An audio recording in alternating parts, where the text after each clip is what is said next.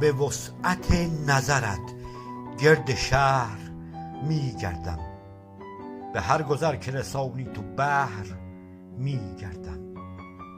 چو یاد داده نگاهت مسیر وصل تو را، برای قصه چشمت به دهر می گردم.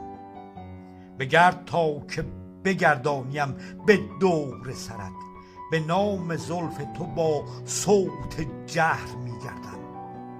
چو آشتی نکنی با خیال تنهایم، تمام دور جهان را به قهر می گردم. هماره های تو در قهر و آشتی هایت، مرا چو تلخ کند کام زهر می گردم. به غیر منظر تو چشم دل چو می گرید، برای جاری چشماب نهر می گردم.